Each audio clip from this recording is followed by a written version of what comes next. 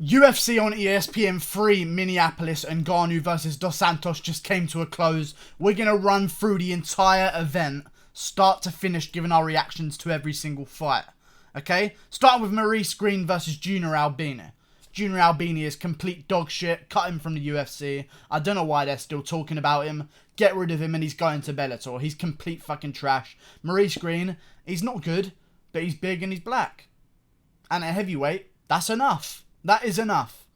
Maurice Green gets the knockout in the first round, as I predicted. Amanda Ribas beats Emily Whitmire. Amanda Ribas, very attractive, so she'll go very far in the female division. Expect a title shot for her in the next fight.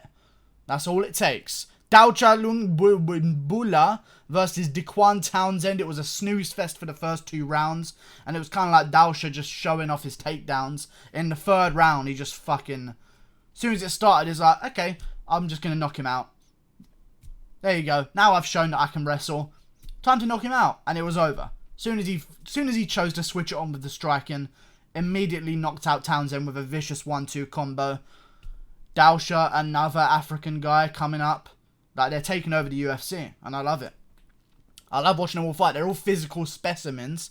Yeah, and they're all just fucking beating the shit out of everyone. And looking dominant while doing so. Moving on. Jared Flash Gordon. Oh yeah, I predicted Ribas, I predicted Lugian Bula as well. I predicted Jared Gordon, who got a win. It was a tough fight. It was a little bit back and forth. But Jared Gordon, you know, he controlled the fight for the majority. And he got the job done. So well done to Jared Flash Gordon. I like that middle name. It's very nice. Eric Anders got the first round KO over Vinicius Moreira. I feel good for Anders. His kids were in the crowd. I do give him a lot of shit because he is terrible. And he is terrible. You can't argue with me. He is terrible. But I feel like I give him too much shit. So, you know, Eric Anders, good job. First round knockout. Gets the job done. Doesn't take any damage. Moves on straight to his next camp. Feeds his kids. I'm happy with that, okay? And he looked quite good as well. It was a good knockout. I wonder who got the performance bonuses. Ricardo Ramos versus Journey Newson. Journey Newson was from a lower weight class. Looked like he was from a lower weight class as well. Took the fight on short notice. Looked pretty good against Ramos. Ramos has been dominating, guys. Journey Newson gave it a bit of a go. I did take a shit for the first 2 rounds. So, I don't know. I'm just kind of judging this off the 3rd round. I feel like Ricardo Ramos should have been a bit more dominant and maybe got the finish. But a win is a win. Ricardo Ramos gets the job done. I don't know what I want more from him, but he's going on a bit of a spree at bantamweight now. So... he isn't going on a spree. He just lost his fight to Said Nurmagomedov. You lose to a Nurmagomedov, don't worry about it, you know. It happens. It's a Nurmagomedov. You're gonna lose. You know, we'll see if we can get Ricardo Ramos back on winning ways. Moving on to the main card. Now we get interesting. Alonzo Menifield knocks out Paul Craig in the first round. Paul Craig's complete trash.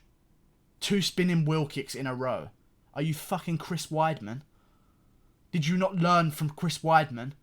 If you cannot throw a spinning wheel kick, do not try it again in the cage. Oh, that was a bit off. I'll just spin in wheel kick again and get knocked out cold.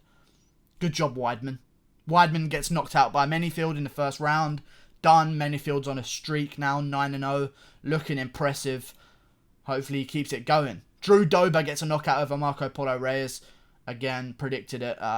Marco Polo Reyes is 8-6. There isn't really much else to say. He's 8-6. He's 8-6. And he's 8-6. So why the fuck is he on the stage of the UFC? Get him out. Get him out. He's 8-6. That's Bellator. See you at Bellator. See you at Bellator. No more. 8-6. You can't be here. We're supposed to be the best fighters in the world in the UFC. Fuck all that shit. Drew Dober gets a knockout in the first round. We'll see. And he wants to come straight back in a few weeks. So... we'll see if we see him again real soon. That'd be good. That'd be good. That was a very nice knockout. He got Vince Pichel, got a win over Roosevelt Roberts. I picked Roberts. I was worried because I watched Roberts fight and he's terrible. I don't see anything impressive from him.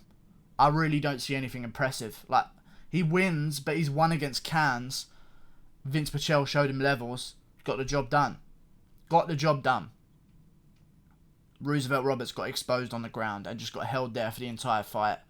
He started pulling guard at one point. It was just fucking... It was ridiculous. But Vince Vachel got the decision. Well done. Demian Maia beat Anthony Rocco Martin.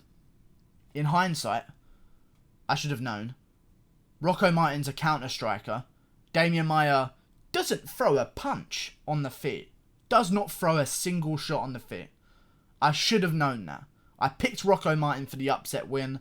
To be fair, he did very well to defend certain positions. He didn't get bullied on the ground. You know what I'm saying? He just got held in a position. He got up now and again. But, you know, it was just inevitable that he'd get taken back down. He had Demian Maia in trouble for a little bit in the third round. He clipped him with something and Maia looked a bit dazed by it, but he was fine. Yeah. Rocco Martin ain't ready for the top of the division yet. Especially not Demian Maia, who I don't think should be ranked at number 12. I really don't. I don't know why he's ranked at number 12. He's lost to the number 1 guy that isn't Woodley in Colby Covington. And he's lost to Woodley, Usman, and Colby. That's 1, 2, and 3. Okay? Why is he ranked number 12? He was number 1. That is such a stupid ranking system. 2 wins in a row. It's Demian Maia. You know, the crowd fell asleep. Everyone's booing him. That's what happens. It's Demian Maia. You put him on the main card, you're going to get guys snoozing off. I should have timed my shit that I took in the Ricardo Ramos fight for this fight. Because it would have been much better. I would have enjoyed myself shitting more than watching that fight. But either way, Joseph Benavidez gets a knockout against Jose Formiga. I told you, Joseph Benavidez is the best guy at flyweight right now. Not named Demetrius Johnson, but Demetrius Johnson is gone. I think he would do very well against Cejudo. I think Cejudo is so much better at 35. I think at 25, he's just draining himself. I think he doesn't take shots as well. Because you saw in the first fight, Benavidez was able to clip Cejudo and hurt him. I think in the second fight, especially with Cejudo coming off a whole lot of injuries, I think Benavidez are going to get the job done. That's the fight we want to see next. No more questions. Cejudo, you want to say flyweight, this is how you do it. You defend against Benavidez, and Benavidez is going to win. So we'll see if he does, because that is, that's a big fight. And if Jose Formiga won, I guarantee you Cejudo might just vacate the belt and the whole flyweight division will be dead. Because who gives a fuck? Formiga versus Cejudo.